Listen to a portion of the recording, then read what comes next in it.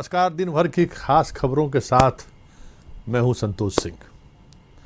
और आज की खास खबरों की अगर हम बात करें तो गंगा जिस तरीके से 2016 के रिकॉर्ड के करीब पहुंच रही है, राजधानी सहित गंगा के किनारे जितने भी शहरें हैं उन शहरों को पर खतरे की घंटी बजाने लगी है, या यूं कहे खतरे की घंटी बज गई है। आज मुख्यमंत्री खुद गंगा के दियारा इलाके में तमाम गंगा के जो शहरी इलाके से जुड़े हुए जो घाट हैं उसका खुद निरीक्षण किए कि क्या हालात है। इसके अलावा अगर हम बात करें तो बाढ़ में भूमि विवाद को लेकर हत्याएं हुई हैं। झारखंड की बात करें तो आज दोनों लाडली ओलंपिक के बाद दिल जीतकर वापस झारखंड लौटी हैं। अन्य खबरों की अगर हम बात करें तो पलामू में दो नक्सली संगठनों के बीच आपस में ही मुठभेड़ हुआ है, भिड़ंत हुई है। एक नक्सली के मारे जाने की खबर है और कई नक्सली घायल हैं। और उन सब से भी बड़ी खबर यह है कि जदयू का जो पंचायत प्रकोष्ठ है वो निर्णय लिया है कि आने वाले पंचायत चुनाव के दौरान अपने पार्टी के उम्मीदवार, दलीय चुनाव नहीं होगा लेकिन जो हमारे पार्टी के साथ जुड़े हुए कार्यकर्ता अगर चुनाव लड़ते हैं तो पार्टी उन्हें मदद करेगी। चलिए, लेकिन हम शुरुआत गंगा नदी के उफान से करते हैं जो कहीं न कहीं एक तबाही बनकर सामने आ चुकी है।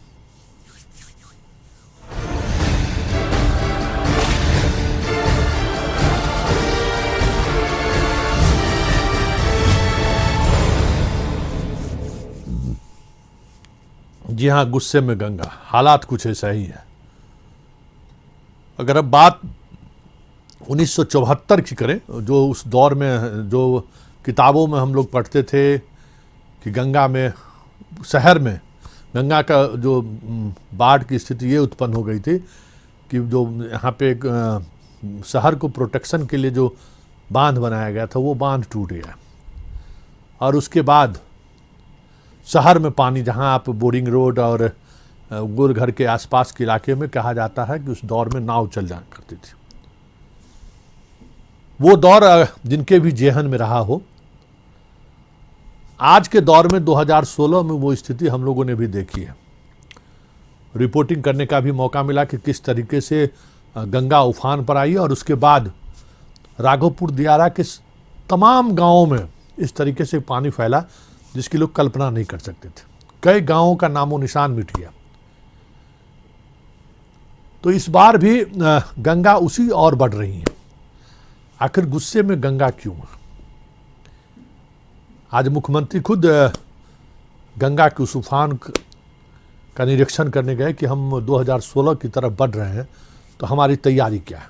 जरा आप भी देखिए मुख्यमंत्री इस दौरा के बाद मीडिया से क्या बातचीत की। और लेकिन तमाम घाटों पर, दीघा घाट से उन्होंने शुरू किया, पटना सिटी तक जो गंगा के किनारे जो सुरक्षा वाल है उसकी क्या स्थिति है, पानी कैसे, अगर सुरक्षा वाल से स्थिति अगर बिगड़ती है तो फिर अब कैसे नियंत्रित किया जा सकता है, शहर को कैसे बचाया जा सकता है। इन तमाम चीज़ों पर वो अपने अधिकारियों के साथ चर्चा करते हुए पूरे गंगा तट पर वो घूमे, निरीक्षण किए।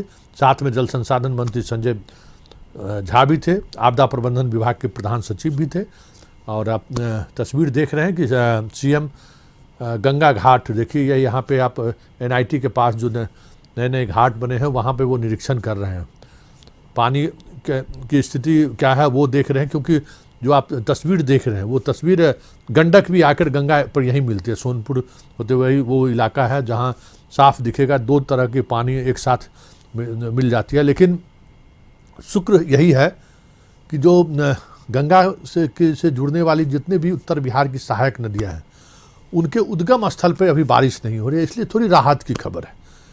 लेकिन हालात लगातार बिगड़ते जा रहे हैं और जिस तरीके से गंगा के उद्गम स्थल पे बिहार में बारिश नहीं हो रही है, बक्सर से कहलगांव तक बारिश नहीं हो रही है। तमाम फाटक खोल दिए गए हैं, फरक्का बराज के 108 फाटक को खोल दिया गया है। फिर भी स्थिति पूरी तौर पर नियंत्रण में नहीं है और जल स्तर में लगातार वृद्धि हो रही है।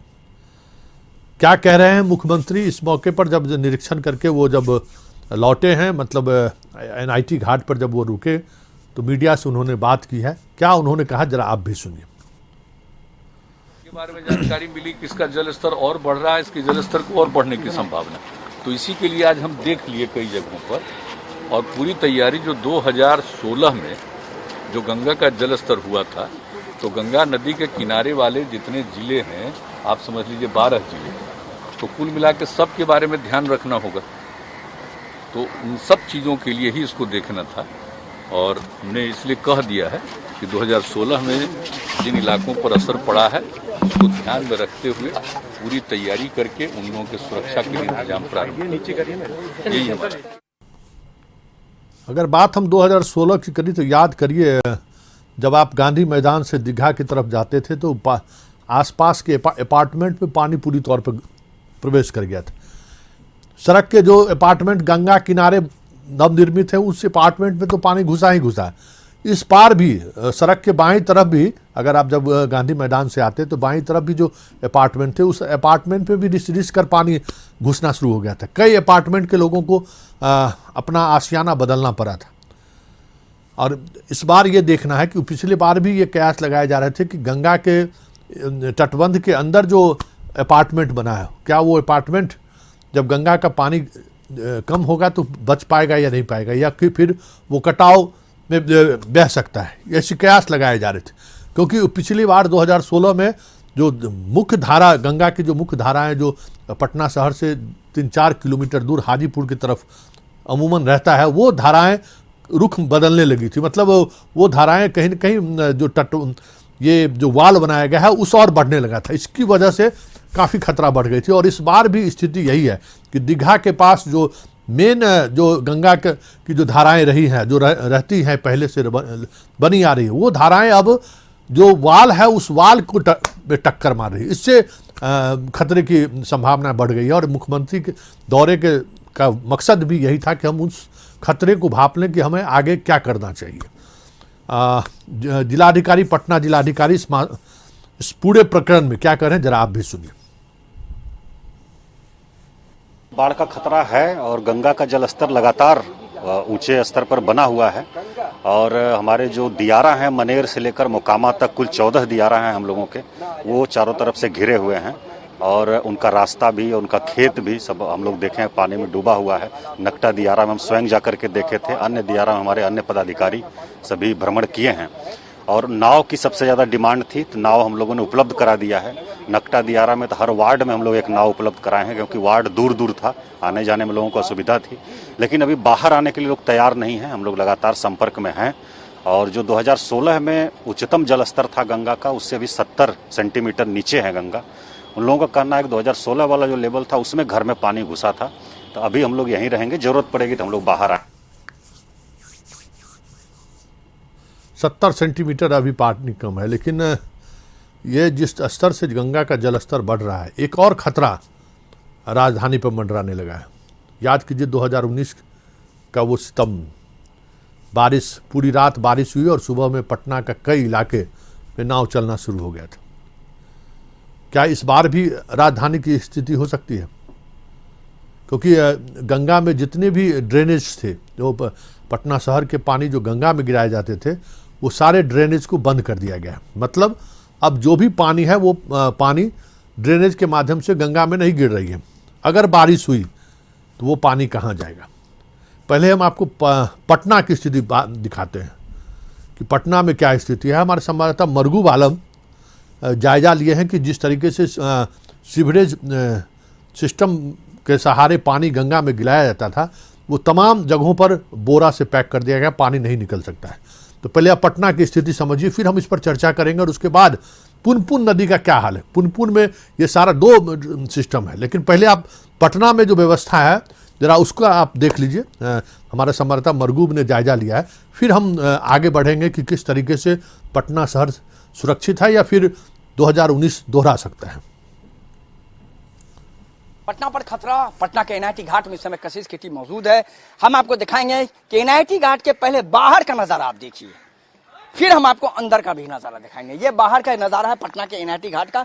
आप देख सकते हैं गंगा अगर अभी की बात करेंगे तो डेंजर लेवल से 129 सेंटीमीटर ऊपर चली गई है। ये बड़ी बात है और ये पटना के लिए खतरे की बात है।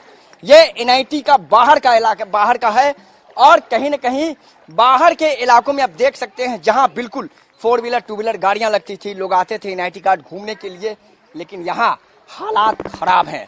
पटना के गंगा का रौद्र रूप फिलहाल आज से 5-6 साल पहले जो हालात हुए थे पटना में, उसी तरह के हालात उत्पन्न हो रहे हैं और पटना के एनआईटी घाट की स्थिति देख करके पता कर सकते हैं कि गंगा की स्थिति का। ये देखिए पूरा, ये देखिए, ये जो हम आपको दिखा रहे हैं, ये जो बोरा लगाया गया है,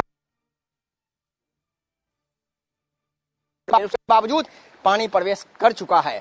पटना रौद्र रूप में है, गंगा बिल्कुल रौद्र रूप में है और केंद्रीय जल आयोग की माने तो आने वाले घंटों में भी लगातार गंगा में बढ़ोतरी जारी है और गंगा में लगातार कह सकते हैं कि पानी का जो बहाव है वो लगातार बढ़ रहा है। देखिए ये पूरा आप देख सकते हैं कि किस तरीके के हालात बने हुए हैं।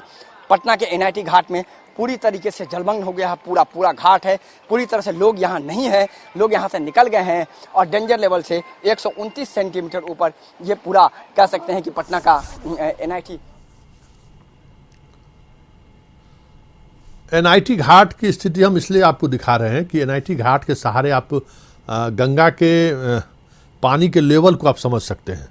ठीक एनआईटी घाट से लेकर दीघा घाट तक, इधर पटना सिटी तक लगभग 400 से अधिक ड्रेनेज है जिसके सहारे पानी गंगा में गिरती है।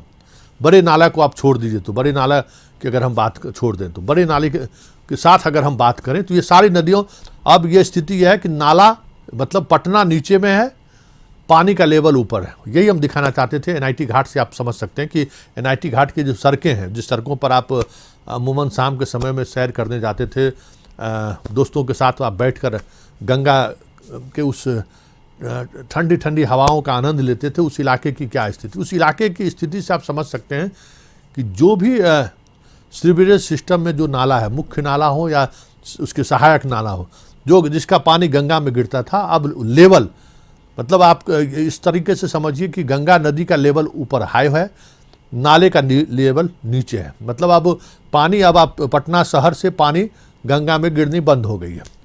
तो एक दूसरा रास्ता भी है, दूसरा रास्ता है कि पूरे इस पानी को पटना का जो नई बाईपास रोड है, मीठापुर वाली जो बस स्टैंड से जब आप गांधी सेतु की तरफ जाएंगे तो देखेंगे कि सड़कों के किनारे किनारे एक बड़ी सी नाला है। आप भूतनाथ रोड से आगे बढ़ेंगे तो वो उस नाला के सहारे सारे पानी को पुन में गिराया जाता है। 2019 में हुआ था कि वो फाटक भी बंद करना पड़ा था। इस वजह से बारिश हुई और बारिश के कारण पानी बाहर नहीं निकल पाया। यही सुलिस गेट है जो आप देख रहे हैं, एक ही सुलिस गेट था। लेकिन 2020 के बाद 19 की त्रासदी के बाद ये एक बदलाव लाया गया कि उस सुलिस गेट के अलावा इतने शक्तिशाली पंप लगाए गए हैं, लगभग 30 ऐसे पंप लगाए गए हैं कि पुनपुन का जलस्तर बढ़ने के बाद भी पानी को ऊपर से पुनपुन में गिराया जा सकता है। ये जो अभी आप देख रहे हैं पाइप से जो पानी निकल रहा है, क्योंकि पुनपुन के नदी का भी जलस्तर लगातार बढ़ रहा है, इस वजह से पानी जो सीधे सुलिस गेट खोलकर पानी बहा दिया जाता था, सुलिस गेट को अब बंद कर दिया गया है। पंप के सहारे पानी को उस तरफ मतलब पुनपुन में फेंका जा रहा है। तो ये एक कह सकते हैं कि साफ थोड़ी पॉजिटिव साइन है, हम इससे पटना शहर को बचा सकते हैं। चलिए, हमारे संवाददाता परमानंद ने जायजा लिया है, जरा देखिए गंगा का जायजा बरगू आलम लिए थे, ये परमानंद ले रहे हैं जायजा आपको पुनपुन का, क्योंकि अब पूरे शहर का पानी डाइवर्ट करके बाईपास हो, पटना बाईपास होके जल्ला होके पुनपुन नदी में गिराया जा रहा है। क्या स्थिति है वहां पे फिलहाल, हमारे संवाददाता ने आज जायजा लिया है। परमानंद, जरा आप भी देखिए। 2019 में भी गंगा और पुनपुन उफान पर था और उसी वक्त तेज बारिश हुई थी और पूरा पटना जलमग्न हो गया था। इस बार भी 2021 में भी पुनपुन और गंगा उफान पर है। क्या इस बार भी पटना डूबेगा? इसका जायजा लेने के लिए आज हम पहुंचे हैं पुनपुन अच्छा बांध पर। ये बरमुत्ता बांध है, यही है मुख्य जगह जहां पटना देख सकते हैं कि ये जो है पूरे पटना का जो पानी है ये इस बरमुत्ता बांध से निकल रहा है। ये जो पुल देख रहे हैं ये एक गेट है और इसी गेट से पटना का पानी निकाला जाता है। गेट के सहारे ही ये पानी जाता था, लेकिन ये गेट अभी बंद है क्योंकि पुनपुन का जलस्तर बढ़ा हुआ है। 2019 में भी ऐसा ही स्थिति आया था, पुनपुन का जलस्तर बढ़ा हुआ था, गेट बंद था, जिसके कारण पटना पानी पाटनी हो गया था। यहाँ पर बरमुत्ता बांध पर 5 ये पंप लगाए गए हैं, इसे ट्रॉली पंप कहा जाता है। ये ट्रॉली पंप जो है, जो बांध के आप देख रहे हैं, जो ये नाला, इस नाले से पटना की पानी आ रही है, यही नाला है जो कि पटना से पानी आ रही है। और इस नाले का जो पुल देख रहे हैं उसके लेवल में था। अगर ये बांध के ये जो गेट के सहारे सिर्फ रहता तो पानी पूरे पटना में रहता, लेकिन ये काफ़ी ऊंचा तक ये ट्रॉली पंप लगाया गया है। और ये जो है ये ट्रॉली पंप के सहारे ये पानी जो है किस तरह देखिए कि किस तरह ये पानी जो है पुनपुन नदी में जा रहा है, ये जल्ला क्षेत्र में जा रहा है। हालांकि जल्ला डूबेगा लेकिन पटना बच जाएगा। 19 के बाद बहुत सारा यहाँ व्यवस्था एक्स्ट्रा अलग से बहुत सारे पंप लगाए गए हैं, जो कि बीच में भी यहाँ खानपुर और बरमुत्ता में बहुत सारे पंप लगाए गए थे। और जल निकासी शहर से जो पानी आता है उसका हम लोग निकास करते हैं, और जो पुनपुन ज़्यादा पानी आता है वो तो ये अधिकारी थे, इंजीनियर, जो बता रहे थे कि किस तरीके से हम बचाव कर सकते हैं, इसकी जानकारी ये दे रहे थे। तो तैयारी ज़रूर है। अब 2019 वाली स्थिति नहीं है, क्योंकि पुनपुन के जलस्तर में बढ़ोतरी के बावजूद भी पंप के सहारे पानी फेंकने की व्यवस्था है। लेकिन अगर बारिश हुई और उस तरीके से बारिश हुई, जैसे अब बारिश हो रही है कि घंटे 2 घंटे में इतनी बारिश हो जा रही है कि 40-50 साल का रिकॉर्ड तोड़ दे रहा है, अगर ये स्थिति हुई तो बड़ी मुश्किल होगा इस बार पटना को बचाना, क्योंकि कहीं न कहीं ये स्थिति होने। और ये आप देख रहे हैं कच्ची दरगाह के आसपास की क्या स्थिति है, और जो पुल निर्माण कंपनी जो एजेंसी वहाँ पे है, उस एजेंसी को बड़ा नुकसान हुआ है। हमारे संवाददाता परमानंद ने उस कच्ची दरगाह के उस इलाके का जायज़ा लिया है, और देखिए लोग क्या कह रहे हैं, पुल निर्माण कंपनी को कितना नुकसान हुआ है। क्योंकि अगर हम बात करें 2016 में भी जो मेरीन ड्राइव बन रही है, जो कंपनी बना रही थी, उससे बहुत ज़्यादा नुकसान उसको हुआ था। उसके कई कह सकते हैं कि जो निर्माण कार्य में लगी हुई जो उनके सामने बड़े बड़े मशीन थे, वो मशीन पानी में बह गए थे, क्योंकि 2016 में वो स्थिति नहीं थी। जरा इस स्थिति के लिए लोग क्या कर रहे हैं, वहाँ के स्थानीय लोग क्या कर रहे हैं, जरा आप भी सुनिए। तो क्या आप लोग जा रहे हैं, कहाँ जा रहे हैं? हम लोग घर जा रहे हैं। क्यों? अभी 20 दिन काम बंद रहेगा। कारण पानी आ गया साहब। और अब हम बात करेंगे बटे का झोला। जी हाँ, जो प्रधानमंत्री ने जिस योजना का शुभारंभ आज से 1 सप्ताह पहले यूपी और मध्य प्रदेश में किया था, उस योजना का लाभ बिहार के लोगों को भी मिलना है। लेकिन वहाँ पे झोला वितरण हुआ था, अब उसी तरीके का झोला बिहार में भी वितरण होगा। जो अन्य योजना है, उस योजना के लिए एक बीजेपी दफ्तर में एक अलग तरह के झोले का निर्माण का काम चल रहा है, और जिम्मेवारी ये दी गई है कि 14 अगस्त से जो इस योजना को लेकर बिहार के गांव-गांव तक बीजेपी के कार्यकर्ता जाएंगे, और हर सांसद को 1 लाख और विधायक को 25,000 झोला अपने क्षेत्र में बांटना है। मतलब 50 लाख झोला बांटने का लक्ष्य निर्धारित किया गया है। और इसी झोला के सहारे जो उनका प्रधानमंत्री का जो ड्रीम योजना है, अन्य योजना, मतलब हर किसी के परिवार के जो बीपीएल सूची से या गरीबी रेखा से नीचे हैं, उन्हें सरकार के द्वारा मुफ्त में अनाज दिया जाएगा। तो इस झोले के सहारे उनके बीच वो अनाज का वितरण होगा। चलिए इस मसले पर मंत्री नितिन नवीन क्या कह रहे हैं, जरा आप सुनिए, फिर हम अपने संवाददाता के साथ पास चलेंगे।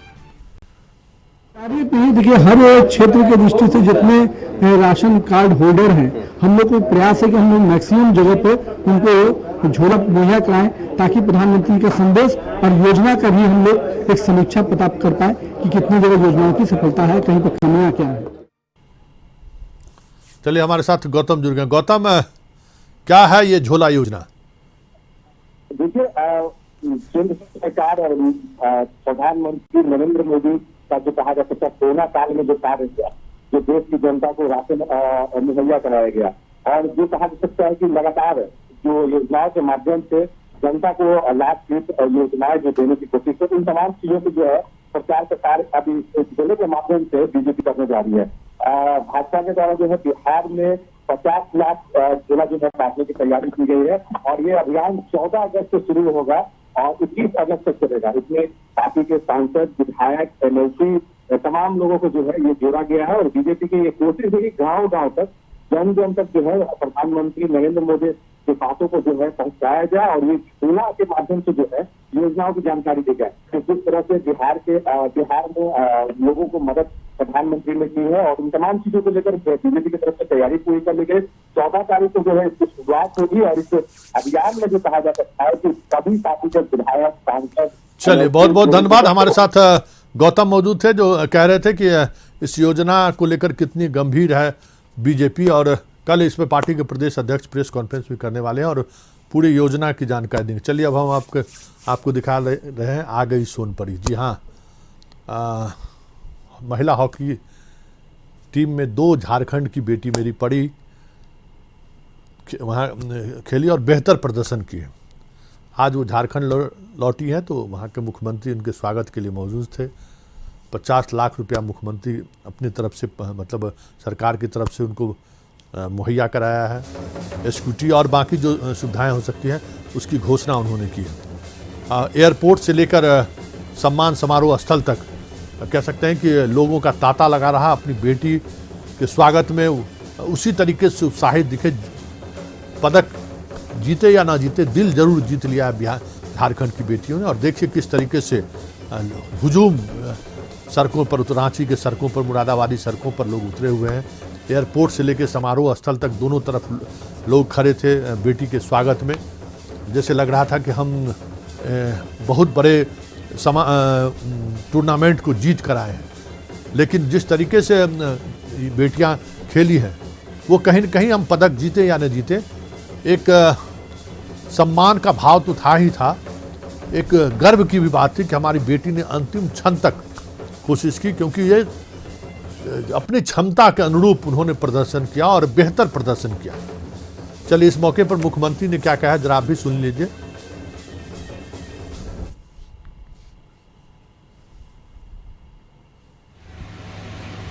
इनके विषय में, इनके इस खेल में कोई ये ना अड़चन ना आए, तो हम लोगों ने भी कुछ सहयोग के रूप में जो आज लैपटॉप, स्कूटी और भी जो सहयोग हमने किया है, ये सहयोग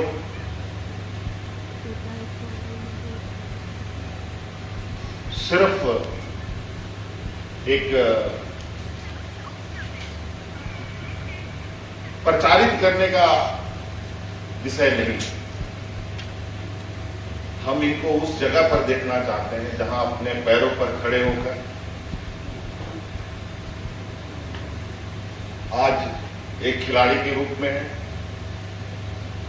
तो हम कल आने वाला समय में इनको एक बेहतर कोच के रूप में भी देखना चाहते हैं, जो आज एक खेल के हिस्सेदारी के रूप में है, कल एक मार्गदर्शन का भी भूमिका ये निभा सकते। का मतलब काफी डिफिकल्ट था, क्योंकि हम इतना स्ट्रगल करके, इतना हार्ड वर्क करके, इतना पसीना बहा के सेमीफाइनल तक पहुंच जाता, इसलिए हमें इमोशनल था कि हम सेमीफाइनल हारने के बाद भी हम बहुत कुछ सीखे। और जब ब्रॉन्ज मेडल,